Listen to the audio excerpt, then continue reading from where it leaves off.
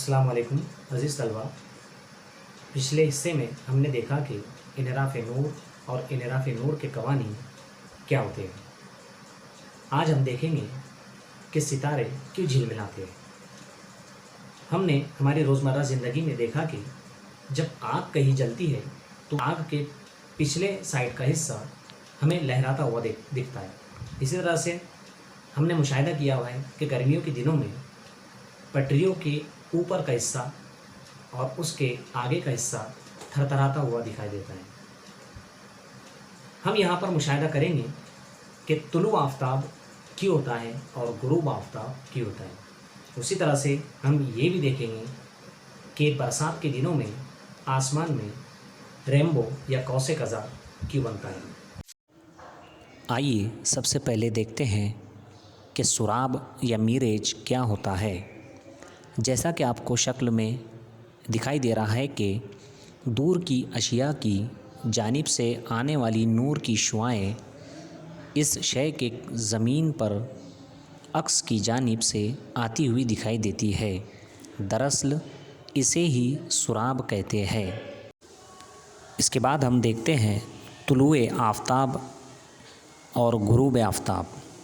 طلوع آفتاب یعنی سورج کا افق پر نمودار ہونا، لیکن شکل میں جیسا دکھائی دے رہا ہے کہ سورج افق سے تھوڑا نیچے ہوتا ہے.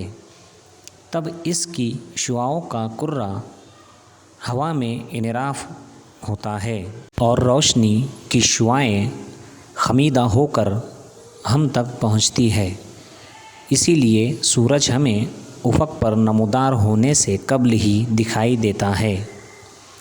اسی طرح سے غروب آفتاب کے وقت بھی ہمیں سورج افق سے نیچے چلے جانے کے باوجود بھی کچھ دیر تک دکھائی دیتا ہے. ہم برسات کے دنوں میں رنگین پٹے کا مشاہدہ کرتے ہیں. دراصل آسمان میں زیادہ بارش کے وقت ایک رنگین پٹا نظر آتا ہے جسے ہم ریمبو یا قوس قزح کہتے ہیں.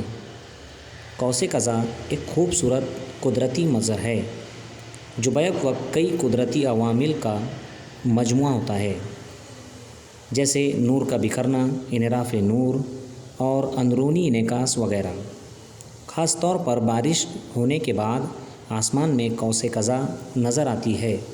پانی کے ننھے قطرے چھوٹے منشور کی طرح عمل کرتے ہیں، اور جب روشنی کی شعاعیں فضا میں موجود پانی کے ان قطروں سے گزرتی ہے تو ان شعاعوں کا انحراف ہوتا ہے اور بکھراؤ ہوتا ہے.